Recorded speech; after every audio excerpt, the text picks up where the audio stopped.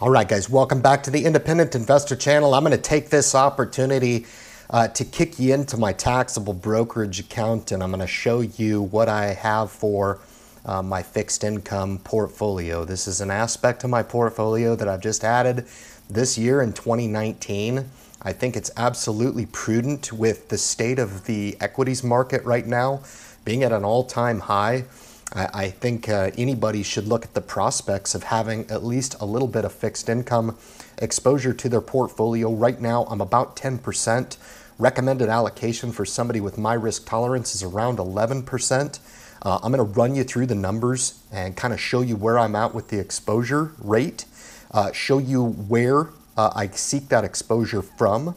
And I think you guys are really going to benefit from understanding why I have this counterbalance in my portfolio. It seems like when equities are down, this fixed equities section of the portfolio actually outperforms a touch.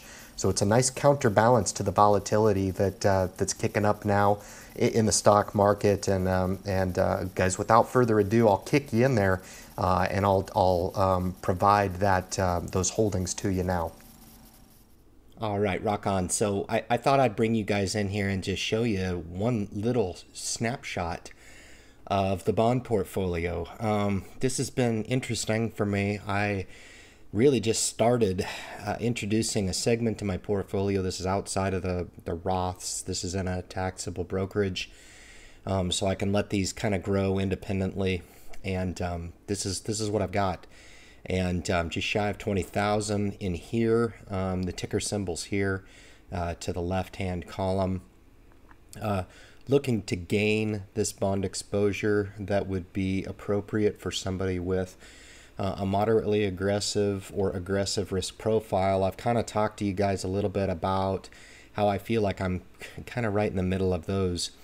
But I've really enjoyed owning these bonds. They've actually gone down pretty good. They came back there, which gave me an interesting entry point. And they've actually been kind of on an upswing with what I think is kicking up with a little bit of volatility. But it's fun to watch these perform when the market really gets cranky. On like Friday, for example, when the stock market fell, this bond portfolio was actually the bright spot. Overall, it was pretty cool to watch, but definitely have some. I've covered these before.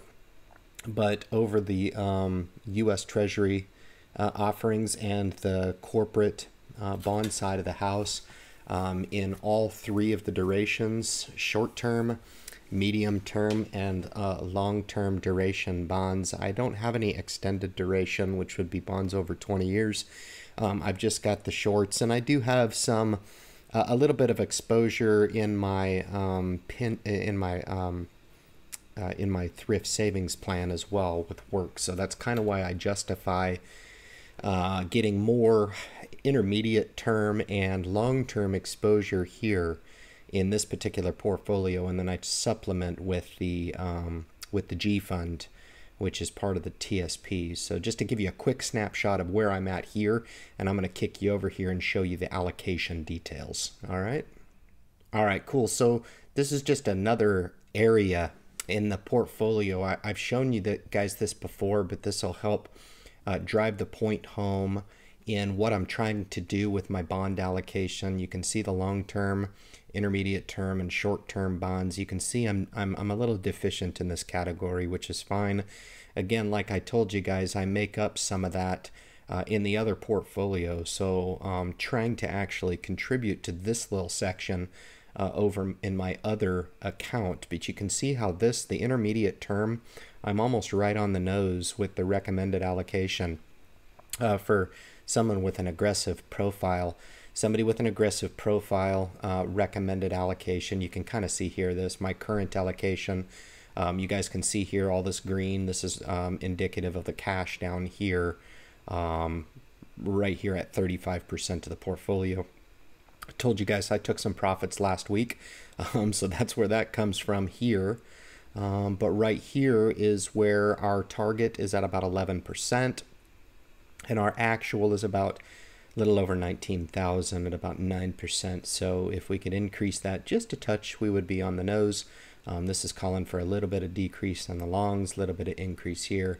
And then of course here I'm kind of toggling this short-term duration bond a little bit and kind of adding it and supplementing that recommendation and other aspects of the portfolio. Show just kind of goes to show how I can use the tools that are available in Merrill to help me understand and justify where other areas of the portfolio can use a little bit of work. So just thought I'd show you guys this little section real quick, and I'll take you in and show you one last thing in this bond review.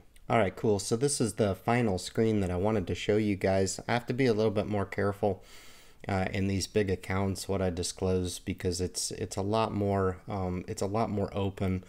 But I want to demonstrate this, not only the equity size and style.